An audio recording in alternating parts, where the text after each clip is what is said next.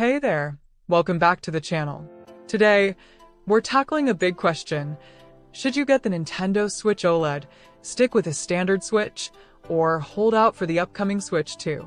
With so many leaks and rumors about Nintendo's next console, we've got all the latest details. We're breaking down display differences, performance, battery life, and of course, what's coming with the Switch 2. If you already own a Switch or are thinking of getting one, stick around, because by the end of this video, you'll know exactly which one is right for you. Like what you're seeing? Tap that like button, subscribe, and be part of our awesome community. Your support helps us keep creating great content. And before we dive in, if you love all things Nintendo, hit that like button and subscribe so you don't miss any future updates. The original Nintendo Switch, launched in 2017, is a hybrid console that lets you play at home or on the go, and that's what made it such a huge hit. It comes with a 6.2-inch LCD screen, and in 2021, Nintendo introduced the Switch OLED. And let me tell you, the difference in picture quality is massive.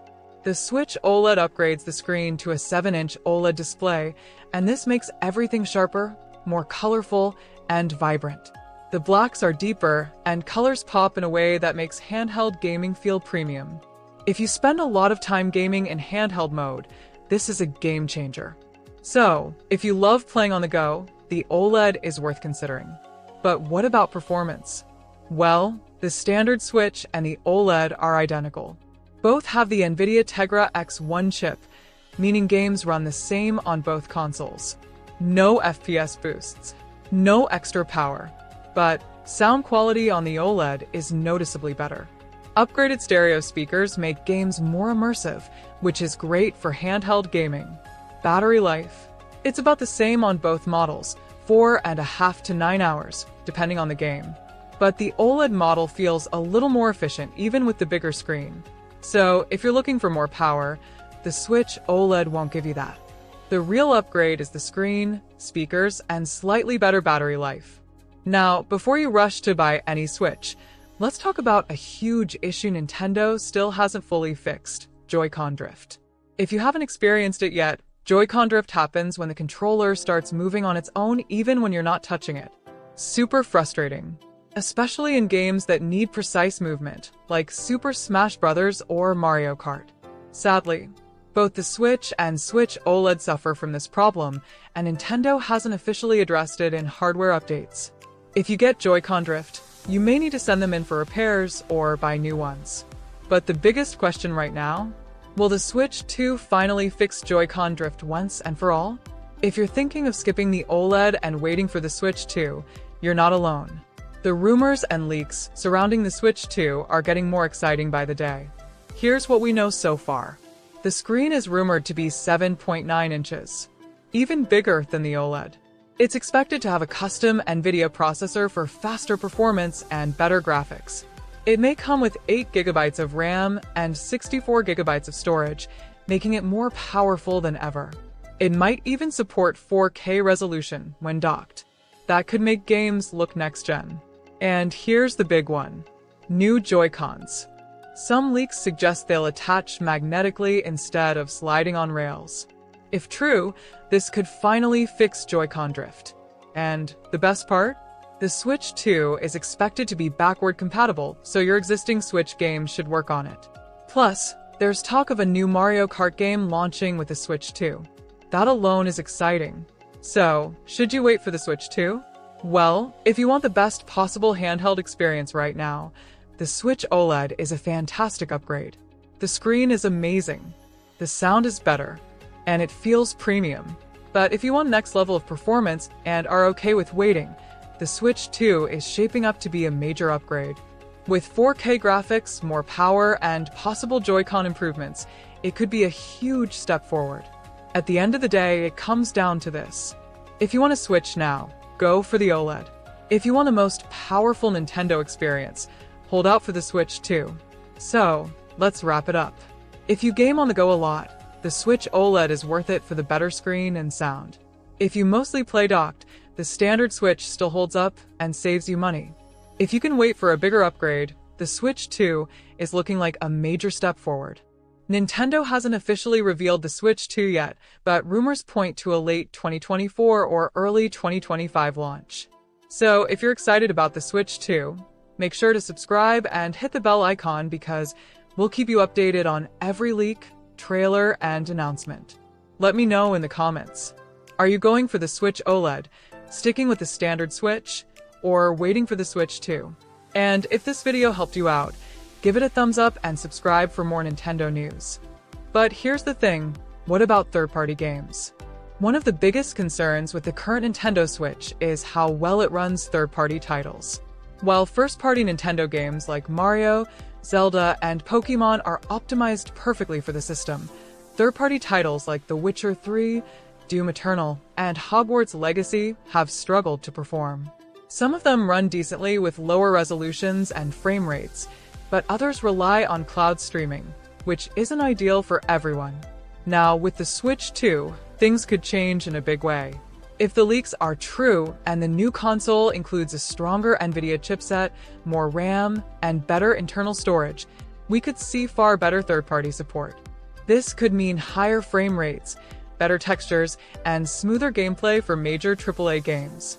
Imagine playing something like Elden Ring or Grand Theft Auto 6 on a Switch 2 without compromises. That would be a massive step forward for Nintendo in competing with PlayStation and Xbox, especially when it comes to performance-heavy games. Now, here's an interesting question. Will the Switch 2 launch with an OLED screen like the latest model, or will it start with a basic LCD version and later upgrade? Nintendo has a history of releasing improved versions of their consoles over time. Just look at the 3DS lineup. It wouldn't be surprising if the first version of the Switch 2 has an LCD screen and an OLED version arrives a year or two later. If that happens, some players might wait even longer to get the OLED model. The standard Switch OLED was such a big upgrade visually, so Nintendo may try to use the same strategy again to keep selling new hardware over time. Either way, if you care a lot about screen quality, that's something to keep in mind. Alright, let's talk about price. The Nintendo Switch OLED currently costs $349, while the standard Switch is around $299. But how much will the Switch 2 cost? Leaks suggest the Switch 2 could land anywhere between $399 and $499, depending on how powerful the hardware is. Some reports suggest a $449 price tag, but it's unclear if that's for a base model or a premium version. Now, would that price make sense? Let's compare it to competitors. The PlayStation 5 Digital Edition costs $399. The Xbox Series X costs $499. The Steam Deck starts at $399. For Nintendo to stay competitive, a price around $400 to $450 seems likely. Anything higher than that, and it risks pushing casual gamers away. That being said, Nintendo is known for keeping costs lower than PlayStation and Xbox, so if they find a way to keep it under $400, that would be a game changer.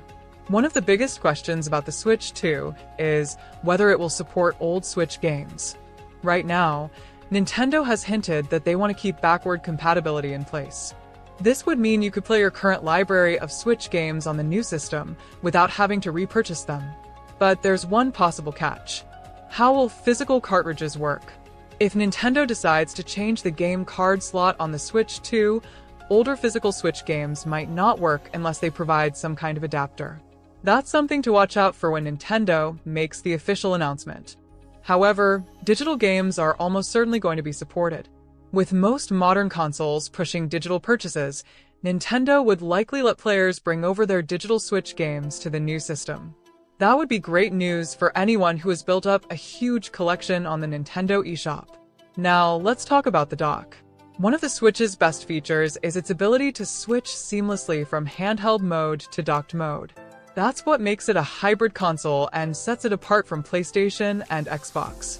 So, will the Switch 2 keep the same docking system? Leaks suggest yes, but with some improvements. First, the dock might support 4K resolution, which means when you plug the Switch 2 into your TV, it could output games at 4K instead of 1080p like the current Switch. Second, faster data transfer speeds. The current dock is a bit slow, especially when loading games or updating software. A new dock with better connectivity would make a big difference. And third, wireless display casting.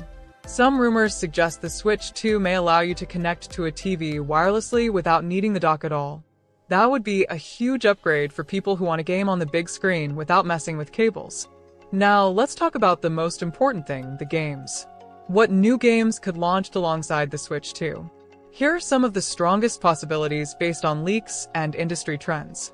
Mario Kart 9, the first brand new Mario Kart game since 2014. Zelda Tears of the Kingdom Deluxe, a next-gen enhanced version of the latest Zelda. New 3D Mario game.